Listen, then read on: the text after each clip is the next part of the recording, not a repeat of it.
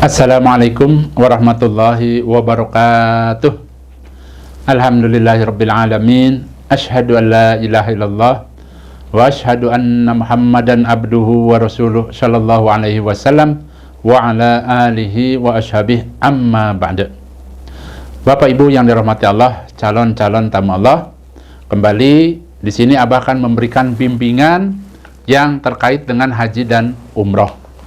Kali ini langsung saja Abah akan menjelaskan mengenai hal-hal yang dibolehkan oleh orang-orang yang sedang melaksanakan haji, orang-orang yang sedang melaksanakan ibadah umroh, atau dengan kata lain sedang berikhram, baik itu berikhram untuk haji maupun umroh. Jadi yang Abah akan jelaskan ini adalah hal yang boleh dilakukan. Terkadang ada orang itu merasa ragu-ragu, boleh tidak ya, karena takut terkena dam. Yang pertama, tempo hari juga ada yang bertanya ke Abah, bolehkah pada saat orang itu berikhram, baik haji maupun umroh, mandi dan membasuh kepala? Jawabannya boleh. Ya, berdasarkan ada dalilnya, ada dalam hadis riwayat Baihaqi dijelaskan dari Jabir radhiyallahu an, dia berkata, orang yang sedang berikhram itu boleh mandi. Itu ya, berarti boleh mandi atau membasuh kepala itu juga boleh.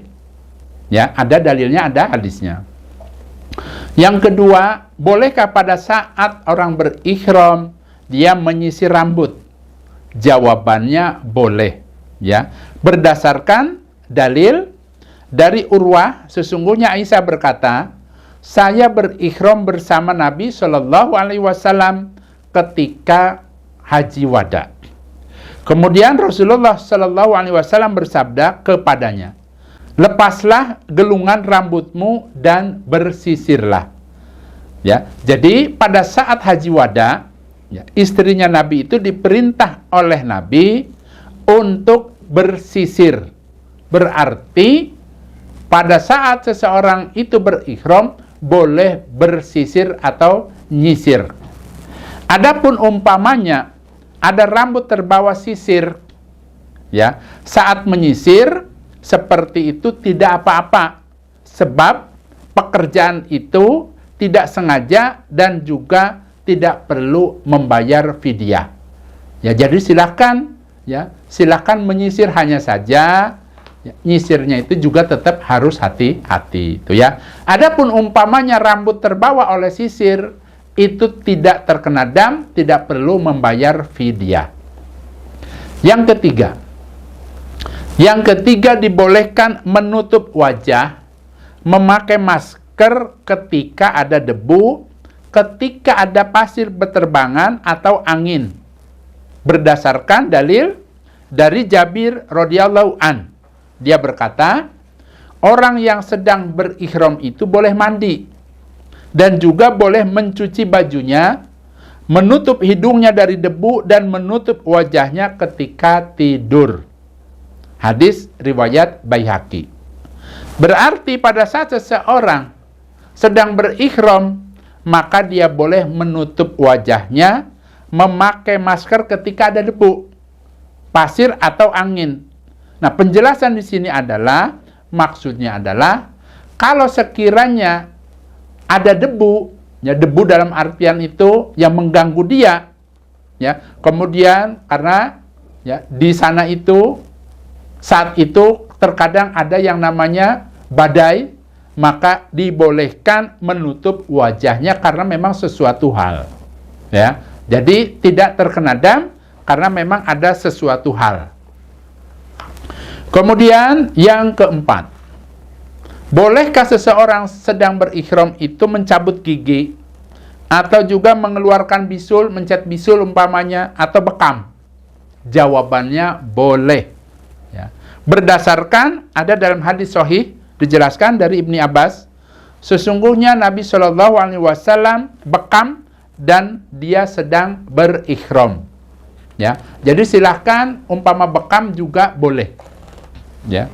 Kemudian ada dalam hadis riwayat Baihaqi dijelaskan dari Ibni Abbas, dia berkata orang yang berikhram itu boleh mencium bunga wangi, kemudian boleh masuk pemandian, boleh mencabut gigi gerahamnya, boleh mencukil nanahnya, maksudnya mencukil itu mencet bisulnya, dan juga ketika kukunya pecah, maka dia boleh membuangnya. Kadang-kadang kuku kaki umpamanya kan belah, pecah, karena mengganggu, boleh dibuang. Itu tidak terkena dam, tidak perlu membayar fidyah. Selanjutnya, yang kelima. Bolehkah seseorang itu sedang berihram, Abah, dia bersiwak? Maka jawabannya boleh. Berdasarkan dalil ada dalam hadis riwayat Baihaqi dijelaskan dari Ibni Abbas, sesungguhnya Nabi Shallallahu Alaihi Wasallam bekam ketika sedang berihram karena beliau sakit. Nah, Ibnu Abbas ditanya, apakah Nabi bersiwak ketika sedang berihram? Maka dia berkata, iya. Maksud hadis ini adalah pada saat Nabi sedang berihram, maka Nabi pada saat itu bersiwak. Berarti kalau Bapak Ibu sedang berihram, baik itu ihram haji maupun ihram umroh, boleh bersiwak. Kemudian yang keenam, diperbolehkan menggaruk-garuk kepala dan juga menggaruk-garuk badan. Berdasarkan dalil ada dalam hadis riwayat Baihaqi dari Abi Mijlaz, dia berkata, aku melihat Ibnu Umar menggaruk-garuk kepalanya ketika dia sedang berihram. Kemudian ada penjelasan lain dalam hadis riwayat Malik dari Alqamah bin Abi Alqamah dari ibunya. Sesungguhnya dia mendengar Aisyah ditanya, apakah orang yang sedang berihram itu boleh menggaruk-garuk tubuhnya? Maka Aisyah berkata, iya boleh. Hendaknya dia menggaruk dengan kencang. Maksudnya boleh menggaruk baik itu pelan maupun kencang, tidak apa-apa. Ya, tidak terkena dan tidak terkena bayar fidyah. Kemudian yang ketujuh, bolehkah mencium wewangian pada saat berihram? Jawabannya boleh.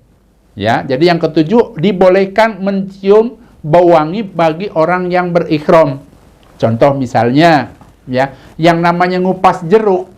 Jeruk kan mengeluarkan wangi jeruk umpamanya. Itu tidak perlu ragu-ragu.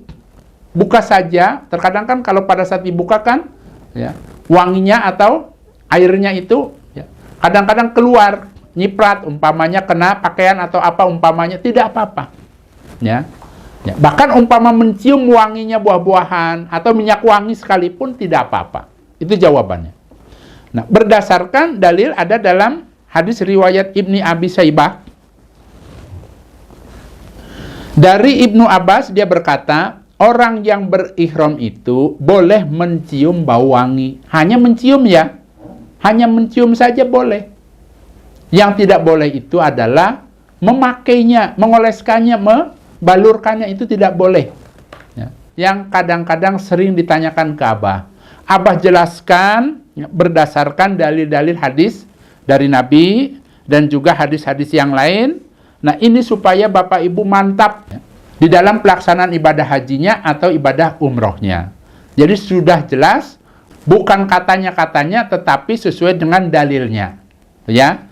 Nah, mudah-mudahan dengan adanya penjelasan-penjelasan ini, Bapak Ibu mantap di dalam beribadah haji, mantap di dalam ibadah umrohnya.